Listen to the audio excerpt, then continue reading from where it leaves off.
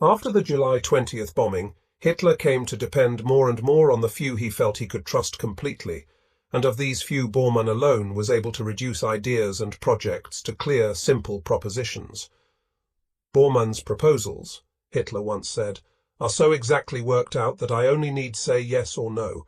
With him I dispatch a pile of papers in 10 minutes over which other men would take hours of my time. When I tell him to remind me in 6 months of this or that business, I can be sure he will do so. And when someone complained of Bormann's ruthless methods of carrying out these duties, Hitler replied, I know he's brutal, but what he undertakes he finishes. I can rely absolutely on that. The two high priests, with such similarities and such differences, competed vigorously for the affection and ear of the Führer, but their duel was covert and silent. Goebbels, realizing how much the Führer depended on Bormann, was too clever to be obvious, and Bormann, who knew that Goebbels was still a close personal friend of the Führer's, followed his instinct not to bring the fight into the open. In addition to his duties as Minister of Propaganda, Dr. Goebbels was also defender of Berlin, and early in February he addressed a small group in his office in that role. Present were Generalleutnant Major General Bruno von Hauenschild, military commander of Berlin, the city's Lord Mayor, the Chief of Police, State Secretary Dr. Werner Naumann, Goebbels' assistant, and Hauptmann Captain Karl-Heinz Hermann, detailed by Hauenschild to act as liaison officer with Goebbels. For the past 9 days young Hermann had been staying in the Goebbels home, occupying the bedroom of Frau Goebbels' son by an earlier marriage.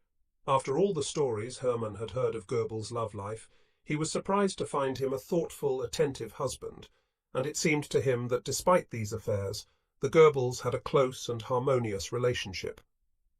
One night, when the household was in the shelter during an air raid, Hermann noticed that Frau Goebbels took her husband's hand and fondly laid it against her cheek. At the February meeting, Goebbels announced that he was about to reveal a state secret and made everyone present take a vow of silence. I have just seen the Führer, he said, and paused dramatically. No matter what happens, he has now definitely made up his mind not to leave Berlin. Everyone was dismissed, duly impressed by the urgency of defending the capital, but to Goebbels it was also proof of his first great triumph over Bormann. Goebbels had long maintained that Hitler's end, if it had to come, should be in Berlin with all his chief associates in attendance, while the practical Bormann wanted Hitler to flee to Berchtesgaden. In truth, it was no triumph at all. Though Goebbels pulled one way and Bormann the other, Hitler had made up his mind to stay in Berlin for reasons of his own, and was just as likely to reverse himself the next day if conditions changed. Of all the rulers in Europe, Hitler was the only indispensable one because of his peculiar hold on his people. He was a man of destiny, and he knew it. To him, the miraculous escape from the bomb was proof of this, and he still believed what he had written in Landsberg prison in 1924. At long intervals in human history, it may occasionally happen that the practical politician and the political philosopher are one. The more intimate the union, the greater his political difficulties. Such a man does not labour to satisfy the demands that are obvious to every Philistine. He reaches out toward ends that are comprehensible only to the few. Therefore his life is torn between hatred and love. The protest of the present generation, which does not understand him, wrestles with the recognition of posterity, for whom he also works. At this time his ends were comprehensible only to the few, but millions still followed with blind loyalty. Judge Roosevelt approves. It was a crisp 40 degrees when the second plenary began at 4 p.m. in the Great Hall of Livadia, and a log fire was burning at the end of the room. Churchill, cheeks rosy, was wearing a colonel's uniform and smoking his eternal cigar. Harry Hopkins, the man closest to Roosevelt, was making his first public appearance at Yalta. He was suffering from hemochromatosis, and in the past week had lost 12 pounds. He sat behind the president, alert and eager in spite of spasms of pain. Roosevelt opened the meeting with the suggestion that they discuss political matters affecting Germany. The dismemberment of Germany after its defeat was a large part of this problem, and it had already been dealt with at length by the European Advisory Commission, composed of representatives from the USSR, the United States and Britain. The EAC had already recommended that post-war Germany be divided into 3 zones for occupation, allocating the eastern third to Russia, the northwestern to Britain, and the southwestern to America. Both Britain and Russia had approved the plan, but Roosevelt, unhappy with the less accessible southwestern zone, had yet to sign. After the president's opening remarks, Stalin made it plain that he wanted the question of dismemberment of Germany solved at once. To the surprise of several conferees, it was Churchill and not Roosevelt who opposed any hasty decision. If asked today, "How would you divide Germany?" he said, "I wouldn't be prepared to answer." This required very searching study. "I have no fixed opinion. I would like the matter explored and possibly settled in agreement with my two great allies." When Stalin kept insisting that the matter be decided then and there, Churchill stoutly replied, "I do not think it possible to discuss the exact form of dismemberment. That would come at the peace conference. You're both talking about the same thing." Roosevelt interjected smoothly, separating the two antagonists like a referee, and added that it might be a good idea to divide Germany in perhaps 5 states or 7, or less, Churchill muttered. He wanted it cut only in 2. "I see no need to inform the Germans at the time of surrender whether we will dismember them or not." Harry Hopkins scribbled a note and handed it to Roosevelt. "Mr. President, I would suggest that you say this is a very important and urgent matter, and that the 3 foreign ministers present a proposal tomorrow as to the procedure by which a determination as to the dismemberment can be arrived at an early date." Harry no sooner had Roosevelt put down this note than Stettinius handed him another in neat handwriting, his signature ending in an optimistic upward sweep. "Mr. President, we can readily agree to referring this the first meeting of foreign ministers." Editor: "If this question is discussed all over the world, there will be 100 plans for dismemberment," said Roosevelt. "Therefore, I ask that we confine it to ourselves, and that the 3 foreign secretaries bring in tomorrow a plan for dismemberment." "You mean plan for the study of the question of dismemberment, not a plan for dismemberment itself?" the Prime Minister asked quickly. "Yes, for the study of dismemberment." If Churchill was placated, Stalin certainly was not. "I think the Prime Minister's plan not to tell the Germans is a risky one. We should say this to them in advance. The Marshal's idea, which is somewhat my own," Roosevelt clarified, "is that it will make it easier if it be in the terms and tell them." "But you don't want to tell them," Churchill retorted. "Eisenhower doesn't want that. That would make the Germans fight all the harder. We should not make this public." Roosevelt asked Churchill if he would agree to add the word dismemberment in the articles of surrender which the EAC had also drawn up. "Yes, I would agree," Churchill grumbled. "The question of the French zone remains to be decided," Roosevelt continued. Churchill and Stalin eyed each other like 2 fighting cocks. Recently, at de Gaulle's insistence and with Churchill's enthusiastic backing, France had been admitted to membership in the EAC, but was not given a zone of occupation because of Stalin's firm opposition. The previous night, Churchill had told Eden that anything preserving the unity of the Big Three would have his vote, but today he was obviously willing to risk that unity for a good cause, such as a zone for France. He rose now, on the face of it, to champion France, but in fact to stop Russian aggression. He was sure that as soon as Hitler's Germany was defeated, the balance of power would be mightily upset, and Russia would attempt to communize Western Europe as she was already doing in the southeast. Giving France a zone in Germany would only strengthen the wall against communism. "The French want a zone, and I am in favor of granting it to them. I would gladly give them part of the British zone. I think there might be complications in our work if we have a 4th member," Stalin retorted, playing the same game of innocence. "This brings up the whole question of the future role of France in Europe," Churchill went on, "and I personally feel that France should play a very important role. They have had long experience in occupying Germany. They do it very well, and they would not be lenient. We want to see their might grow, to help keep Germany down." He looked meaningfully toward Roosevelt and said, "I do not know how long the United States will remain with us in occupation." 2 years, Roosevelt answered promptly, not realizing what repercussions such an admission would have. Doc Matthews, sitting behind the president, saw Stalin's eyes glint when Monsieur Pavlov translated this. As if to make sure Pavlov had heard 2 years correctly, Stalin asked the president to elaborate, which he did. "I can get the people and Congress to cooperate fully for peace, but not to keep an army in Europe a long time. 2 years would be the limit. Stalin's quiet exultation was obvious. Harriman, who knew the Marshal as well as any American, wished the president had not so unthinkingly given Stalin such an advantage. "I hope that would be according to circumstances," Churchill rumbled, striving to hide his dismay. "At all events, we shall need the French to help us. France is our ally," Stalin said in a manner that reminded one American of a fat cat gulping down a mouse. "We signed a pact with her. We want her to have a large army." He could afford to be magnanimous. A few moments later, Roosevelt caused Churchill further consternation by remarking, "I should be just as satisfied if the French are not in on the control machinery."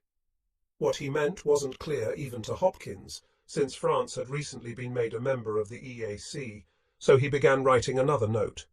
Stalin chose to think that Roosevelt was backing him against Churchill and said heartily, "I agree that the French should be great and strong, but we cannot forget that in this war France opened the gates to the enemy. The control and administration of Germany must be only for those powers standing firmly against her from the beginning, and so far France does not belong to this group.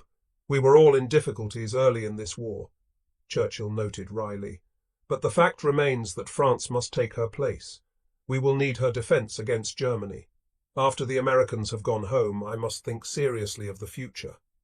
Stalin undoubtedly knew what he meant, and repeated that he was against France taking part in the control machinery. As Churchill continued to argue the point, Harry Hopkins finished his note and passed it to his chief. 1. France is on the European Advisory Committee now. That is only body considering German affairs now. Deuxième promise a zone. 3rd, postpone decision about control commission. Roosevelt looked up from the note and said, "I think we have lost sight of the French position on the European Advisory Commission." Hopkins had averted what could have developed into a grievous problem.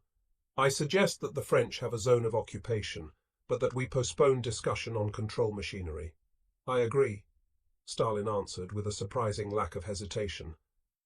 To Stettinius it was obvious that the Marshal wanted no clash with Roosevelt, and equally obvious that he was determined to haggle each point with Churchill, who said, "I propose that the 3 foreign secretaries sketch out the kind of commission for control to be set up."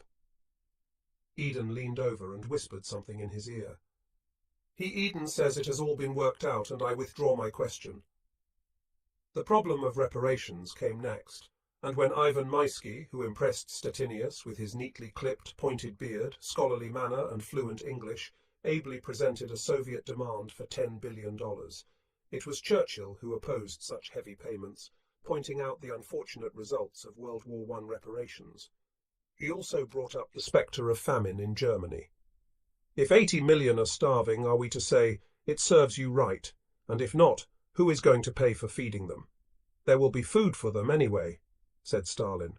Roosevelt, again the conciliator, took a position somewhere in the middle.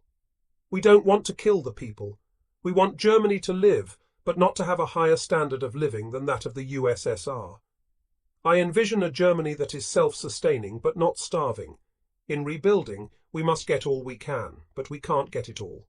Leave Germany enough industry and work to keep her from starving." A few minutes later, the meeting adjourned, leaving some Americans, such as Bolan, concerned that the president hadn't stood squarely behind the British on the question of reparations. Though Roosevelt had already publicly abandoned the Morgenthau Plan, which would have robbed Germany of the Ruhr and Saar industrial sections and converted her into a country primarily agricultural and pastoral in its character, its vestiges remained, and to Bolan and others who understood the history of Central and Eastern Europe, a suddenly pastoral Germany would mean almost certain domination of the entire area by Russia. The next day's plenary meeting opened with a discussion of the matter closest to Roosevelt's heart, the United Nations Organization. Churchill declared that though peace depended on the 3 major powers, free expression of grievances by the many smaller nations of the world should be assured. "It might look as if we 3 are claiming to rule the world, whereas our desire is to serve the world, and to preserve it from renewal of the frightful horrors which have fallen upon the laps of its inhabitants. Therefore I feel that we 3 great powers should make what I would call a proud submission to the communities of the world." The observant Stettinius noted that Churchill's horn-rimmed glasses kept slipping down his nose, and that Stalin, who had switched back to Russian cigarettes, was doodling incessantly on a piece of paper. "It's not a question of one power or three powers desiring to be masters of the world," Stalin retorted. "I don't know of any great nation which intends to master the world. Perhaps I'm mistaken," he added with a touch of sarcasm, "and don't see everything. I would like to ask my friend Mr. Churchill to name which powers might intend to dominate the world. I'm sure Mr. Churchill and Britain don't want domination. I'm sure the United States hasn't a desire of this kind, and the USSR hasn't. That leaves only one power, China. I was speaking of the three great powers gathered here, collectively lifting themselves so high that others would consider they were trying to dominate the world," Churchill replied. "The problem was much more serious," Stalin explained. "As long as we three live, none of us will allow our countries to get involved in aggressive actions. But after all, 10 years from now, none of us may be present. A new generation will come which did not experience the horrors of war and will forget what we have been through. We would like to secure peace for at least 50 years. I have such an idea. I think we have now to build up such a structure which will put as many obstacles as possible to domination of the world. The greatest danger for the future is the possibility of conflicts among ourselves." The president diverted this trend of thought by bringing up Poland, the touchiest subject of all. For months, Churchill had put pressure on a reluctant Roosevelt to force the London Poles to make concessions to Stalin in the name of cooperation with Russia, but now it was Churchill who went to the defense of Poland. "Great Britain has no material interest in Poland," he began. "Her interest is only one of honor because we drew the sword for Poland against Hitler's brutal attack. Never could I be content with any solution that would not leave Poland as a free and independent state." He glared awesomely over the rims of his glasses. "Our most earnest desire, which we care about as much as our lives, is that Poland be mistress in her own house and in her own soul." He suggested that the three of them make a government then and there. A provisional or interim government, as the president said, pending free elections so that all three of us can extend recognition. If we could do that, we should leave the table with one great step accomplished toward future peace and the prosperity of Central Europe. Stalin suggested a 10-minute break, and the president's butler entered. He was the maître d' at the Hotel Metropole, followed by tail-coated waiters carrying silver trays of cake, sandwiches, and scalding hot tea in tall, thin glasses. To the amusement of the Russians, the Americans shifted their glasses from hand to hand so gingerly that silver holders had to be brought out. The meeting reopened with an impassioned speech by Stalin, pointing out that in the last 30 years, Germany had passed through Poland twice to invade Russia. He did not mention, of course, nor were Roosevelt and Churchill rude enough to remind him that the German march across half of Poland in 1939 had coincided with their allies, the Russians, marching across the other half to meet them. He did emphasize, however, that the Curzon line was invented by foreigners, not Russians, and that he could not return to Moscow with less than Curzon and Clemenceau had once offered. "Now, about the government," he continued. "The Prime Minister has said that he wants to create a Polish government here. I'm afraid that was a slip of the tongue. Without the participation of Poles, we can create no Polish government.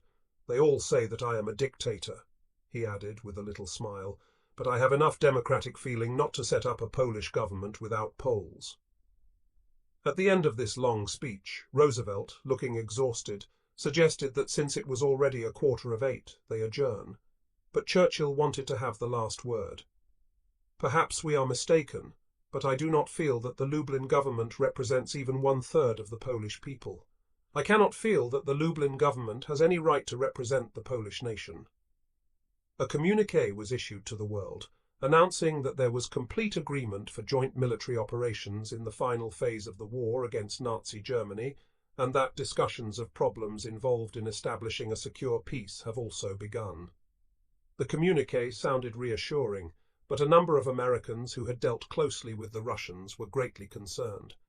The former ambassador to Russia, William C. Bullitt, for one, feared that Roosevelt was being taken in.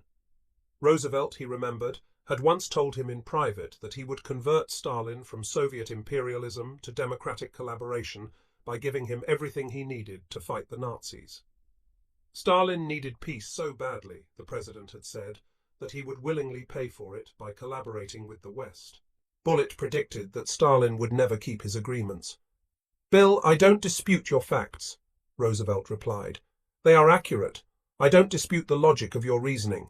I just have a hunch that Stalin is not that kind of a man. Harry Hopkins says he's not, and that he doesn't want anything but security for his country, and I think that if I give him everything I possibly can and ask nothing from him in return, noblesse oblige, he won't try to annex anything, and will work with me for a world of democracy and peace."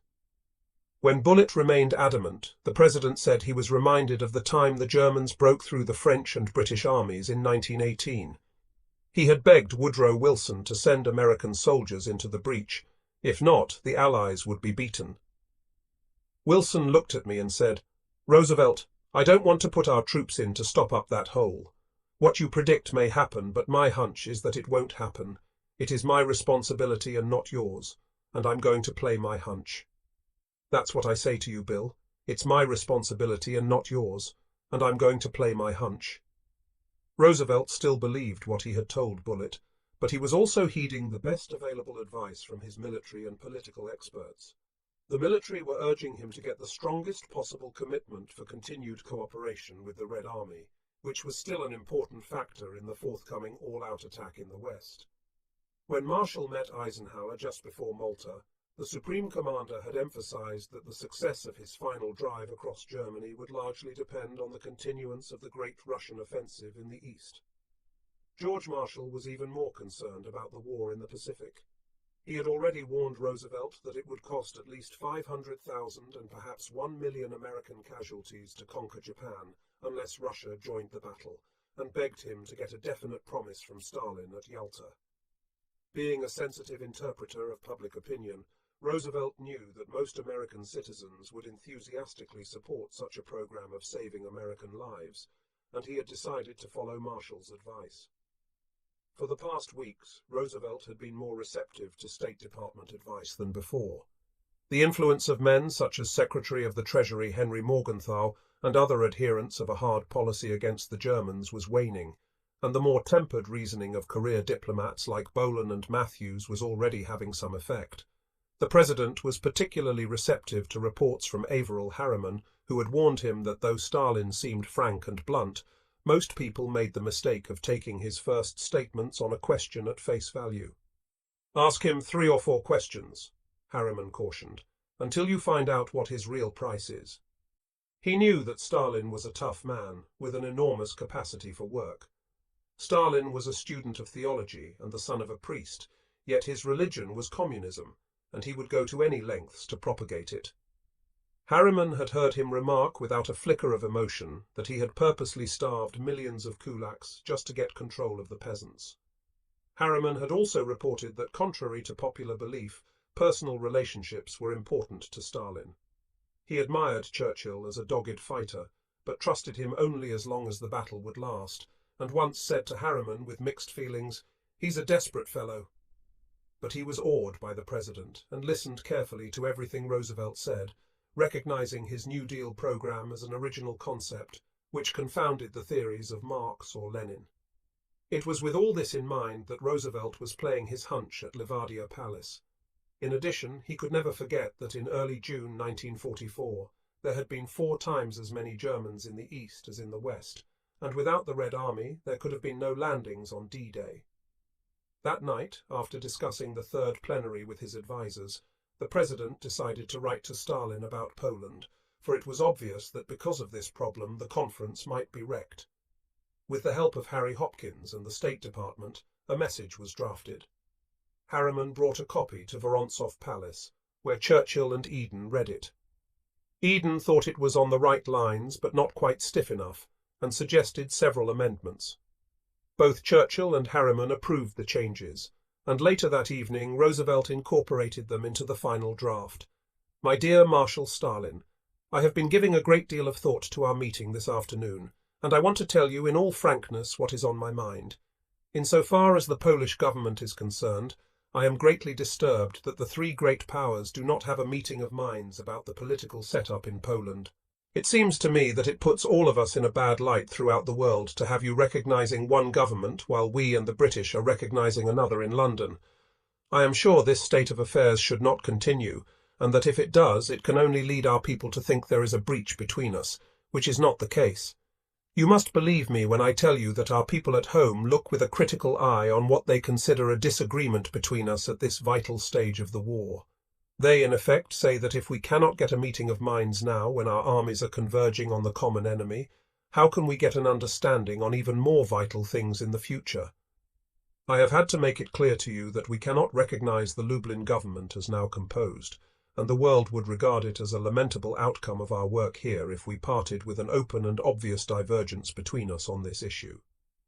He suggested that Bierut and Osobka Morawski of the Lublin government be invited to Yalta at once, as well as Mikolajczyk and other representatives of the London Poles.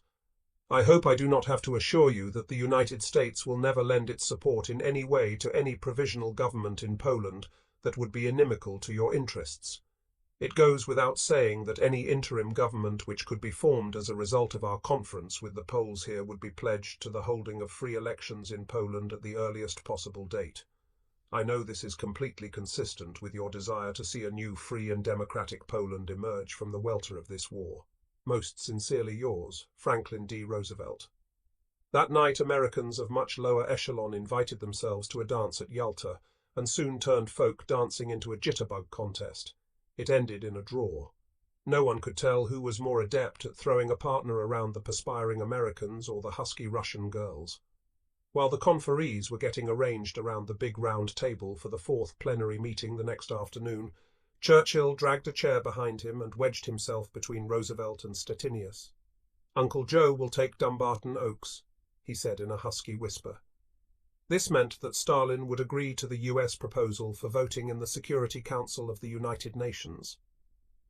At the Dumbarton Oaks conference the previous fall, where the blueprint for a world organization had been drawn up, American delegates had urged that, to preserve the world's peace, the 5 permanent members of the Council, Great Britain, the United States, the USSR, China and France, must vote unanimously. The Americans had also insisted that all members of the organization, large or small, get a fair hearing. The meeting began with Roosevelt's suggestion that they return to the Polish question. Stalin said he had received the translation of the president's letter just an hour and a half before, and had been trying unsuccessfully ever since to get Bierut and Osobka Morawski on the phone. "Meanwhile," he went on, "Molotov has prepared a draft to meet, to a certain extent, the president's proposal. Let us hear it when the translation is finished. While we're waiting, let's talk of Dumbarton Oaks." For once, Roosevelt knew what Molotov was about to say. "We believe the decisions taken at Dumbarton Oaks and the modifications suggested by the president will secure collaboration by all nations, great and small, after the war. Therefore, we consider the proposals presented as acceptable to us." The president beamed until Molotov added that the Soviet Union would be satisfied with the admission of 3 or at least 2 of the Soviet republics as original members of the United Nations. Roosevelt's face fell, and he hastily wrote, "This is not so good," and passed the note to Stettinius. Nevertheless, he commended the Soviets for their great step forward and began a lengthy but polite criticism of the request just made by Molotov.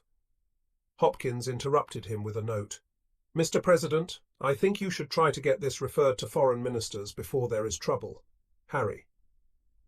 Roosevelt glanced at the note, then told the conference that it was important to set up the new United Nations without delay, and suggested that the whole matter be referred to the foreign ministers, who could also select a date for the first UN meeting, perhaps in March.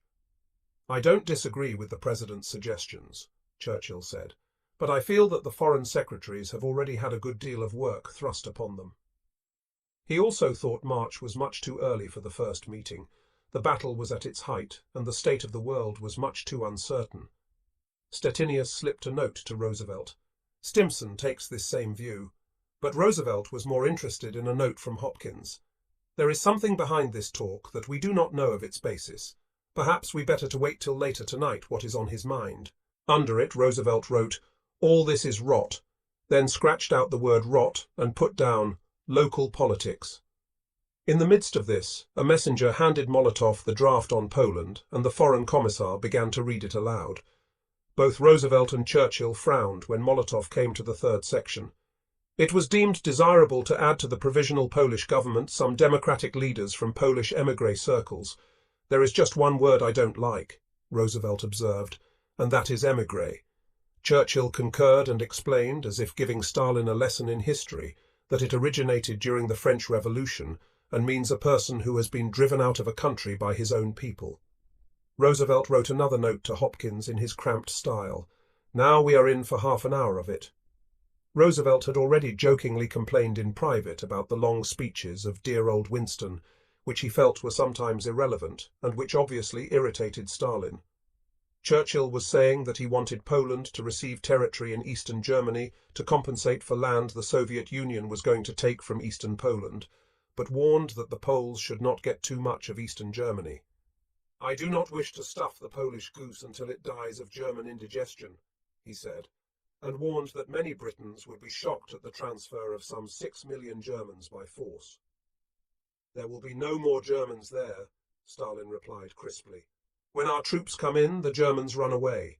Then there's the problem of how to handle them in Germany," Churchill continued.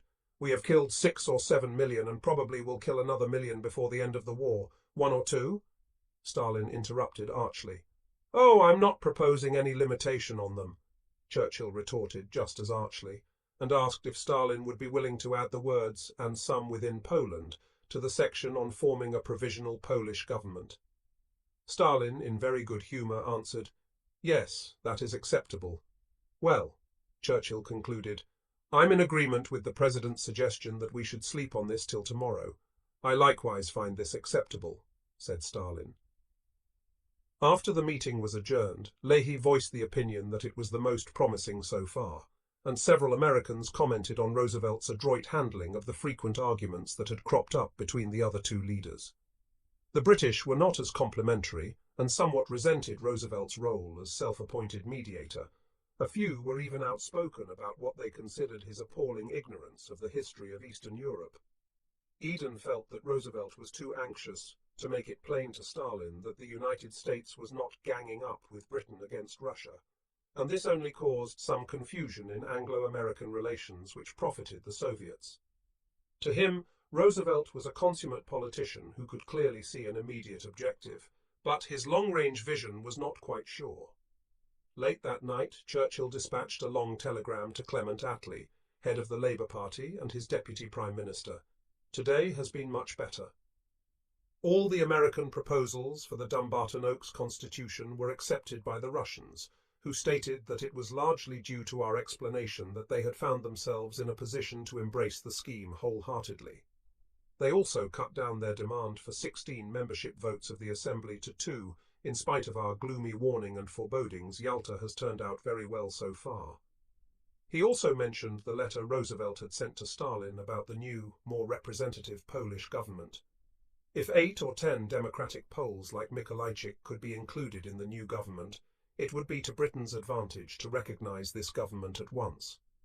We could then get ambassadors and missions into Poland and find out at least to some extent what is happening there and whether the foundations can be laid for the free, fair and unfettered election which alone can give life and being to a Polish government.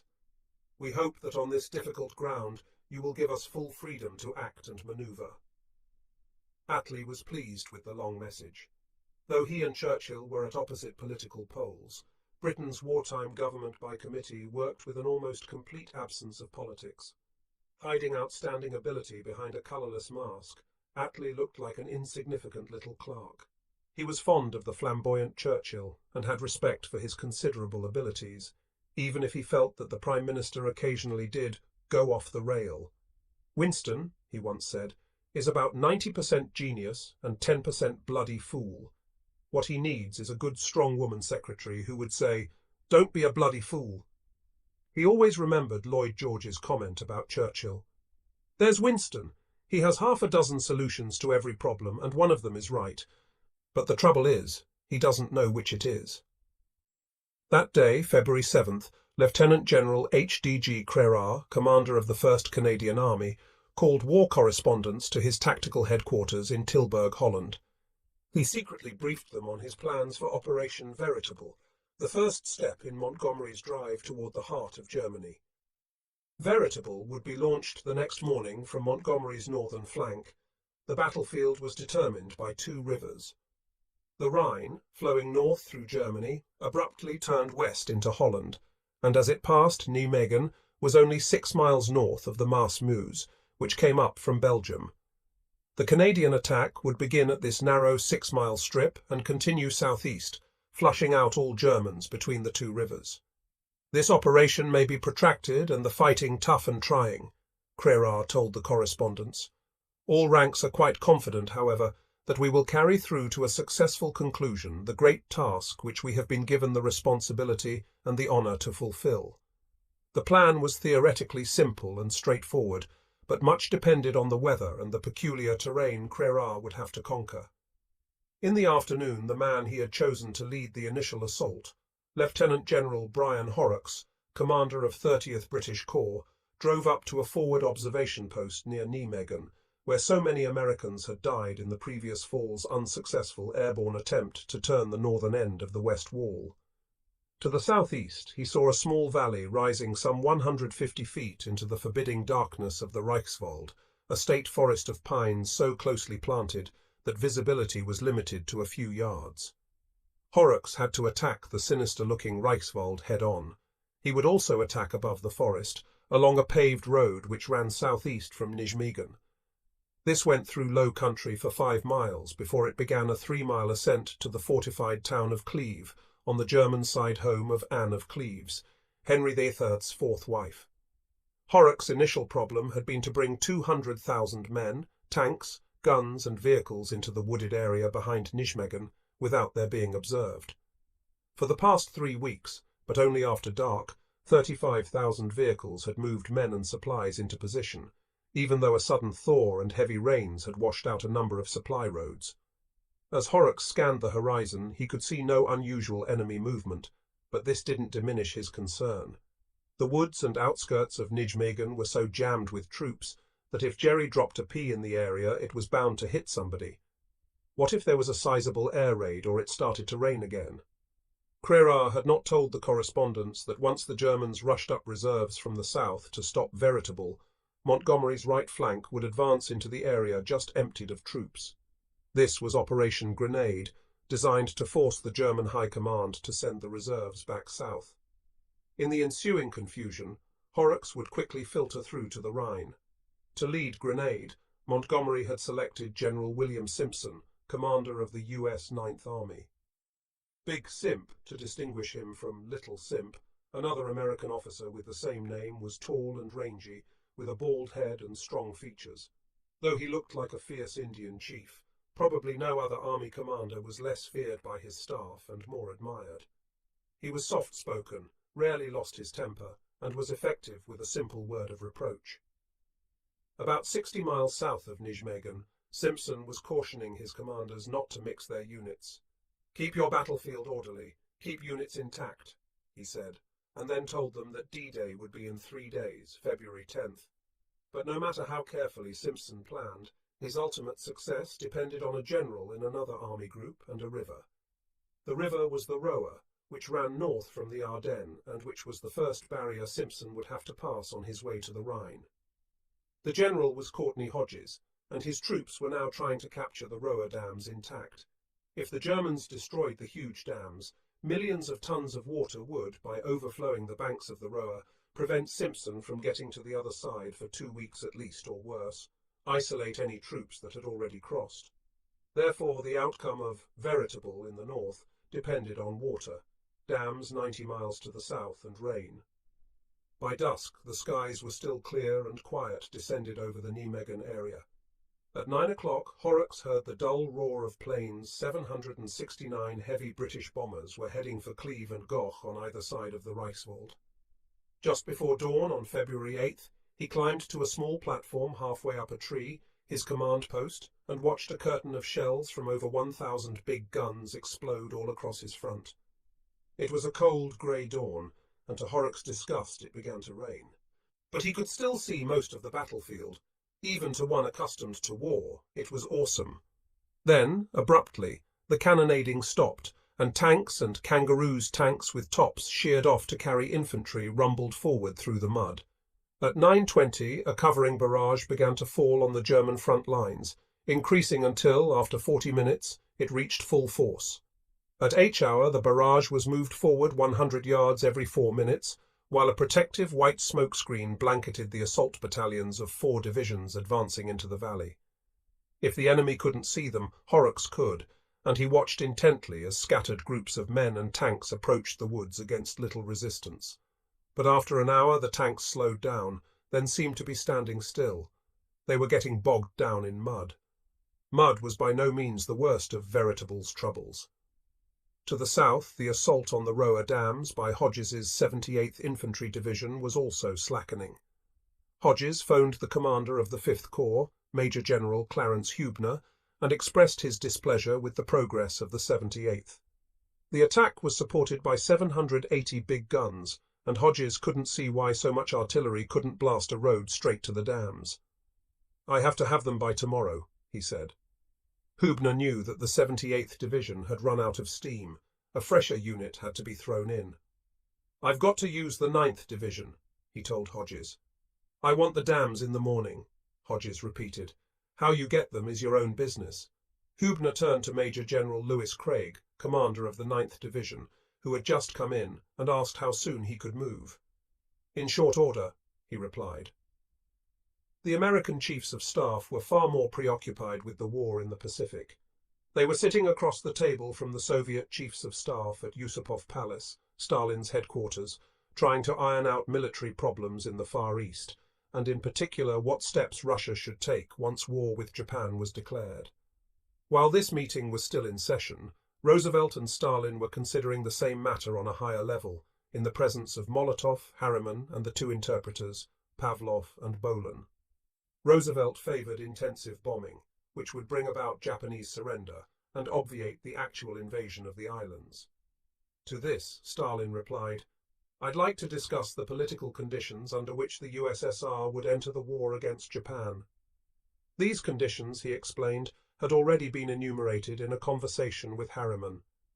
Roosevelt felt there would be no difficulty regarding Russia's getting the southern half of Sakhalin Island and the Kuril Islands as a reward. As for giving the Soviets a warm water port in the Far East, what about leasing Daren from the Chinese, or making it a free port? Stalin paused non-committally, aware of his good bargaining position, and countered by asking for something else, the use of the Manchurian railways. This seemed reasonable to Roosevelt, and he suggested leasing them under Russian operation or under a joint Russian-Chinese commission. Stalin was satisfied. "If these conditions are not met," he said pointedly, "it would be difficult for me and Molotov to explain to the Soviet people why Russia was entering a war against Japan." "I haven't had an opportunity to talk to Marshal Chiang Kai-shek," Roosevelt replied. "One of the difficulties in speaking with the Chinese is that anything said to them is broadcast to the world in 24 hours. Stalin conceded that it wasn't necessary to speak to the Chinese yet, then remarked affably, "Regarding the question of a warm water port, we won't be difficult. I won't object to an internationalized free port." When the talk switched to trusteeships in the Far East, Roosevelt admitted that the Korean problem was quite delicate. In a confidential tone, he added that while he personally felt it wasn't necessary to invite the British to participate in the trusteeship of that country, they might resent not being asked. They most certainly would be offended. Stalin also became so confidential that he grinned and said, "In fact, the Prime Minister might kill us." Eager to please Roosevelt, who had been so eager to please him, he said to everyone's surprise, "I think the British should be invited." It was now almost 4 o'clock, time for the 5th plenary, and they started toward the big ballroom. The other conferees were already there, chatting in little groups. Alger Hiss was talking to Eden about the controversial voting procedure for the United Nations. That morning, Eden had helped draft the foreign minister's report on the matter, and Hiss wondered if he could have a glance at it before the plenary started. Eden hesitated, finally handed over the report. The reason for his hesitation became obvious to Hiss when he read, with mounting amazement, that the United States now supported Stalin's request for extra votes. It was a mistake, Hiss exclaimed. The United States hadn't approved any such thing.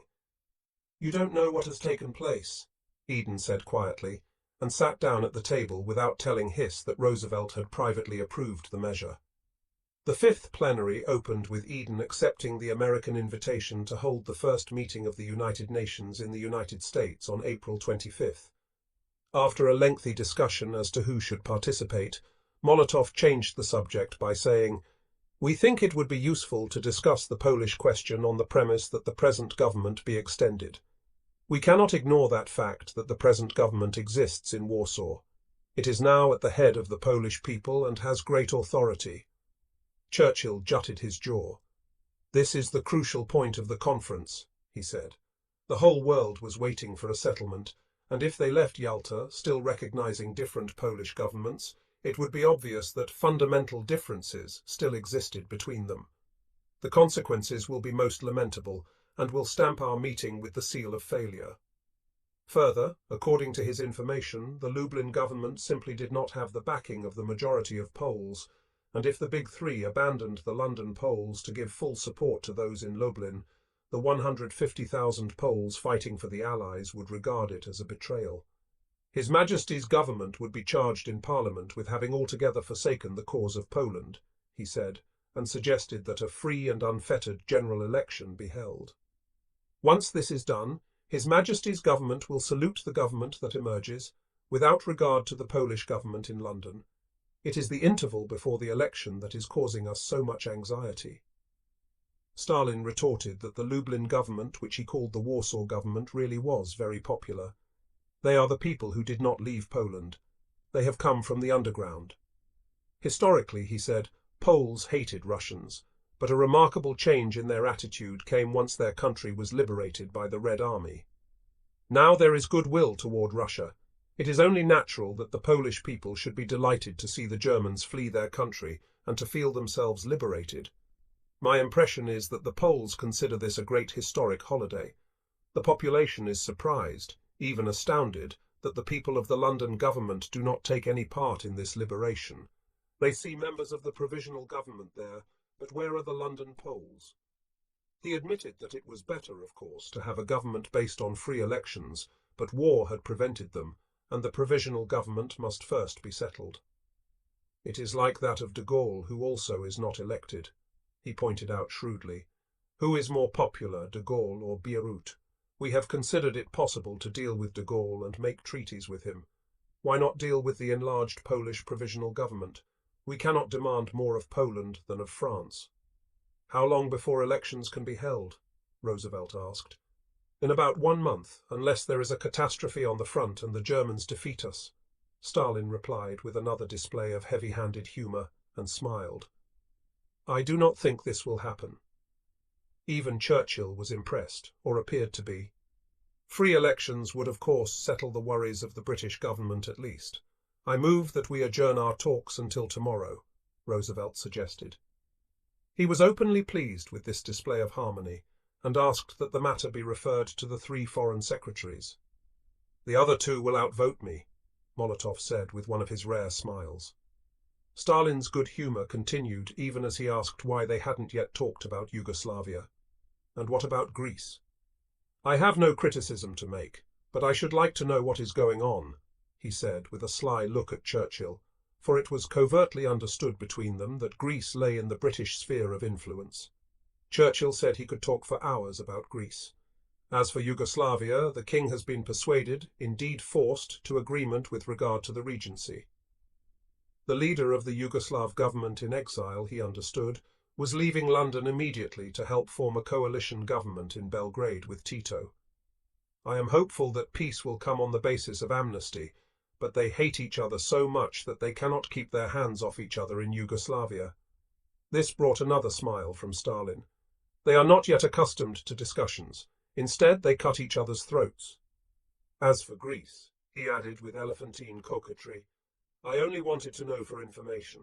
We have no intention of intervening there in any way. This air of joviality carried over to the formal dinner at Yusupov Palace, as toast after toast was downed. Stalin proclaimed that Churchill was a man born once in 100 years.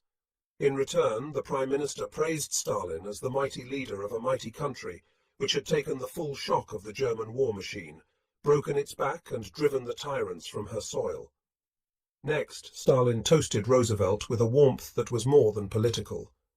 The decisions made by Churchill and himself, he said, had been relatively simple, but Roosevelt had joined the fight against Nazism, although his country was not even seriously threatened with invasion, and had become the chief forger of the instruments which led to the mobilization of the world against Hitler.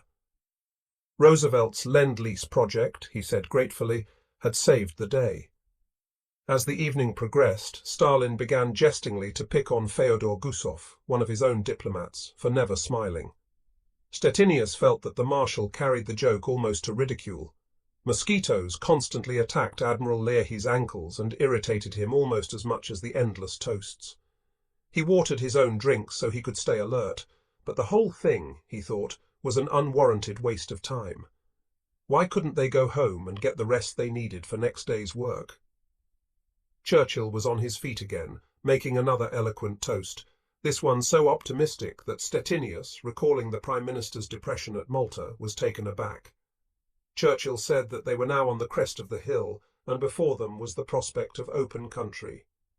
My hope is in the illustrious President of the United States, and in Marshal Stalin, in whom we shall find the champions of peace, who after smiting the foe will lead us to carry on the task against poverty, confusion, chaos, and oppression. That is my hope, and speaking for England, we shall not be behindhand in our efforts. We shall not weaken in supporting your exertions. The Marshal spoke of the future. That is the most important of all. Otherwise, the oceans of bloodshed will have been useless and outrageous. I propose the toast to the broad sunlight of victorious peace. A few minutes later, the 45th and final toast was proposed and drunk. It was, thought the weary, waterlogged Leahy, about time. The combined chiefs met at 11 o'clock the following morning to discuss their final military report. It was agreed that for planning purposes the earliest date to expect the defeat of Germany was July 1st, 1945, and the latest, December 31st, 1945, and the fall of Japan was set at 18 months after Germany's defeat. At noon they were joined by Churchill, and 15 minutes later the President arrived, delayed by a treatment for sinus trouble. Since the military chiefs had already come to complete agreement, there was no need for the Western political leaders to resolve any problems, and what followed was largely a genial conversation between Prime Minister and President. After almost an hour, Roosevelt turned to Churchill and said with a mischievous smile, "This has been a fine conference, Winston, unless you go back to Paris and make another speech and tell the Frenchmen that the British intend to equip 25 more French divisions with American equipment." With a laugh, Churchill denied that he'd ever done such a thing, but the President said he had a stack of papers to prove that Churchill had indeed made that statement after the Quebec meeting. "Whatever I said in Paris, I said in French," parried Churchill, "and I never know what I'm saying when I talk in French, so pay no attention to it." Just before the 6th plenary that afternoon, the Big Three and their principal advisers assembled in the courtyard of Livadia to be photographed. Upon their return to the ballroom, Stettinius started to read the plan the foreign ministers had drawn up that morning for dealing with territorial trusteeships in the United Nations. Before he was halfway through, Churchill angrily cried out that so far he had not agreed with one single word of the report. "I have not been consulted nor heard the subject until now," he shouted, so wrought up that his horn-rimmed glasses slipped to the end of his nose. "Under no circumstances will I ever consent to the fumbling fingers of 40 or 50 nations prying into the life's existence of the British Empire. As long as I am Prime Minister, I shall never yield a scrap of Britain's heritage." At last Churchill quieted down enough to let Stettinius finish reading the report, but he continued to fume, and the moment Molotov's proposal on a government for Poland was raised, he stirred in his seat as if getting ready to do battle again. In his role as mediator, Roosevelt said he thought they were near agreement on Poland, and that it was only a matter of drafting. On the other hand, it was also important for him to make a gesture to the 7 million Poles in America, to assure them that the United States would have a hand in securing free elections in Poland. Churchill said he too had to answer to the House of Commons in similar fashion, and added irritably, I do not care much about Poles myself. Stalin took quick advantage of this careless remark to say self-righteously, "There are some very good people among Poles," and praised them as scientists, fighters, and musicians. He even went so far as to say there were non-fascist and anti-fascist elements in both the London and Lublin governments. Churchill at once attacked the use of such terms and began a semantic quibble with Stalin, who finally said that the Declaration on Liberated Europe used the same terminology. The Americans were instantly alert. This declaration was the brainchild of Roosevelt and had been prepared for him by the State Department, calling for the right of all peoples to choose the form of government under which they will live. Now that he had everyone's attention, Stalin said in an almost offhand manner, "On the whole, I approve it." Roosevelt was elated. If Stalin signed the declaration, world peace and the universal rights of man could follow. "This is the first example for use of the declaration," the president said eagerly. "It has the phrase to create democratic institutions of their own choice," and with growing excitement, he began to quote part of the third paragraph of the declaration. "To form interim governmental authorities broadly representative of all democratic elements in the population, and pledged to the earliest possible establishment through free elections of governments responsive to the will of the people." "We accept that paragraph 3, said Stalin. Roosevelt looked at him warmly. "I want this election in Poland to be the first one beyond question. It should be like Caesar's wife. I did not know her, but they said she was pure." Caught up in Roosevelt's mood, Stalin rejoined with equal levity, "They said that about her, but in fact she had her sins." It was almost as if two comrades had burst into song. The third man, Churchill, was left out and showed it.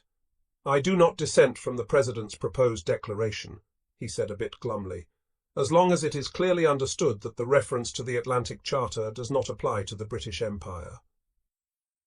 But a moment later he regained the centre of the stage and his good humour when he dramatically said, "I should like to announce that British troops began an attack at dawn yesterday in the Nijmegen area. They advanced about 3,000 yards and are now in contact with the Siegfried Line. Tomorrow the second wave will follow and the American Ninth Army comes in. The offensive will continue without cessation. Veritable encountered more difficulties than the most pessimistic of its commanders had envisioned. The troops made little progress over fields turned into swamps by the continuing downpour. Tanks bogged down in muddy roads.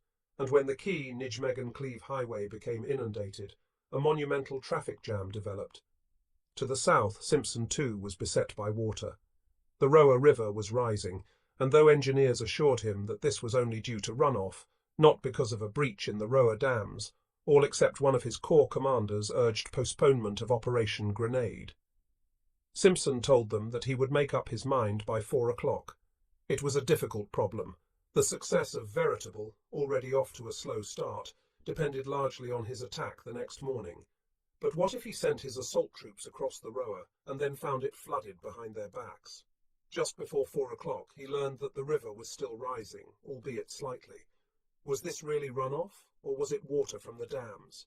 Should he take the calculated risk? His career would probably be finished if he called off the attack, and the Roa did not overflow its banks. He sat alone, agonizing, vacillating. At exactly 4 o'clock, something told him, postpone the attack. He did. Craig's 9th Division had not yet reached the dams. The Germans, retreating slowly, were making every yard of advance costly. It was not until 9 o'clock hours after Simpson's decision that the 1st Battalion of the 309th Regiment groped its way clumsily through the darkness to the biggest of the dams, which held back 81,000 acre-feet of water. The battalion split, part heading for the crest of the dam, the rest descending to the lower level and the powerhouse. At midnight, in the face of enemy fire, a team of engineers raced across the top of the dam toward an inspection tunnel. Finding the spillway blasted and their way blocked, they slid down the steep 200-foot face of the dam to get in by the tunnel's bottom exit. It was all in vain. The Germans had already destroyed the machinery in the powerhouse and blown up the penstocks. A steady stream of water gushed into the Roa River just heavy enough to keep the entire Roa Valley flooded for the next 2 weeks. It is odd that those who had designed Veritable so carefully to depend on Grenade did not realize that what actually took place was bound to happen. It mattered not that Craig's men had not arrived at dawn, an impossibility. The Germans would simply have done then what they did at dusk. As a result, 200,000 Canadians, Englishmen, Welshmen and Scots were now mucked down in one of the most grueling, punishing battles of the war. The responsibility would have to be shared by many, but chiefly by those at the top: Eisenhower and Montgomery, Marshall and Brooke. All the next day, February 10th, Horrocks' men continued their slow, gallant push through flood and mire against a stubborn enemy. Horrocks should have been relieved of pressure by grenade, but of course there was no attack by Simpson, and those Germans sent north as reinforcements remained to make life even more miserable for the men of Veritable. By now, most of the Nijmegen-Cleve road was under water, and 4 ferries had to transport priority traffic up front. In addition, the first rush of water from the Roa dams had not only overflowed the Roa River, but was spilling into the Maas, and in a few hours Horrocks would face still another calamity. The low ground below the Reichswald would also be flooded. The Allied army that was making the best progress that day was stopped by order, not by the enemy. Bradley called Patton and asked when he could switch over to the defensive. Patton replied heatedly that he was the oldest commander in age and combat experience in the whole army, and said he would ask to be relieved if forced to go on the defensive. Bradley's arguments only made Patton suggest sarcastically that it might be a good idea if some of the 12th Army Group staff came up front once in a while. To Patton, the trouble with Bradley was that he didn't stand up to Eisenhower and fight for his beliefs firmly enough. Before long, Bradley called again. This time, what he had to say gave Patton a strange satisfaction. Monty's alleged attack, Bradley confided, was the biggest mistake Eisenhower had made yet. He predicted that it either had bogged down or would soon do so completely. Simpson had not kicked off as scheduled, and it was Bradley's understanding that they would now go back to the original plan advocated by Patton just as soon as weather permitted. This was all wishful thinking. In spite of the difficulties encountered by Veritable and the postponement of Grenade, Eisenhower had no intention of changing his plan. Montgomery would still lead the main assault across the Rhine and on to Berlin, while Hodges and Patton played their supporting roles. Ambassador Harriman met Molotov at Russian headquarters in the afternoon and was handed an English translation of the Soviet Union's political conditions for going to war with Japan. Stalin wanted the status quo preserved in Outer Mongolia and territory seized by Japan after their war in 1904, principally the southern part of Sakhalin Island. Port Arthur and Daren returned to Russia. He also asked for control of the Manchurian railways and the Kuril Islands. In return, the Soviet Union would conclude a pact of friendship and alliance with Chiang Kai-shek, as well as declare war on Japan. Harriman read the draft and said, "There are 3 amendments I believe the President would wish to make before accepting. Daren and Port Arthur should be free ports, and the Manchurian railways should be operated by a joint Chinese-Soviet commission. In addition, I feel sure that the President wouldn't wish to dispose of these 2 matters in which China is interested without concurrence of Generalissimo Chiang Kai-shek." As soon as Harriman had returned to Levadia, he showed Roosevelt the draft of Stalin's proposal, with the amendments he himself had brought up. The President approved them and asked Harriman to resubmit them to Molotov, confident that he was doing the best thing for America. The Joint Chiefs had unanimously insisted that he somehow get Russia into the war against Japan, primarily to fight the 700,000-man Japanese Kwantung Army in Manchuria. It was Marshall's opinion that in a conquest of this army without Russian help, hundreds of thousands of American boys would perish. A few U.S. naval intelligence officers believed that this Kwantung army existed only on paper, since most of the men had already been transferred to other sectors. But these experts were not heeded, though they happened to be correct. And so, on February 10th, Roosevelt was taking steps to do what almost anyone possessing the same information would have done. Soon after Harriman had left, Roosevelt was wheeled into the ballroom for the 7th plenary, the meeting that would establish the success or failure of the entire conference. The most important questions to be solved were reparations, a zone of occupation for France, and Poland, whose fate would indicate the future of the other liberated nations of Eastern Europe. Roosevelt was in his place promptly at 4 o'clock, his back to the big log fire. Churchill arrived somewhat breathless. He apologized to Roosevelt. Then, Lowering his voice, he said mysteriously, "I believe that I have succeeded in retrieving the situation," and walked off without explaining that Stalin had just agreed informally to a new wording on the question of elections in Poland. When Stalin came in, he too apologized to the president. Eden opened the meeting, this time with a progress report. He announced that the foreign ministers had agreed on the future government of Poland, according to the following new formula. A new situation has been created in Poland as a result of her complete liberation by the Red Army. This calls for the establishment of a Polish provisional government which can be more broadly based than was possible before the recent liberation of Western Poland. The provisional government, which is now functioning in Poland, should therefore be reorganized on a broader democratic basis, with the inclusion of democratic leaders from Poland itself and from Poles abroad. This Polish provisional government of national unity shall be pledged to the holding of free and unfettered elections as soon as possible on the basis of universal suffrage and secret ballot. Roosevelt handed his copy to Leahy. The Admiral frowned as he read it. Handing the paper back, he said, "Mr. President, this is so elastic that the Russians can stretch it all the way from Yalta to Washington without ever technically breaking it." "I know, Bill," the President answered in an undertone. "I know it, but it's the best I can do for Poland at this time." While Churchill brought up the fact that the formula made no mention of frontiers, Hopkins handed a note to Roosevelt.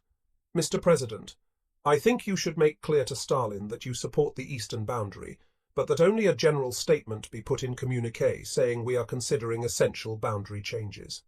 Might be well to refer exact statement to foreign ministers. Harry." The communiqué referred to was the one the Big Three would issue when the conference was over, making public their final decisions. "I think we should leave out all references to frontiers," Roosevelt interjected, ignoring Hopkins's note.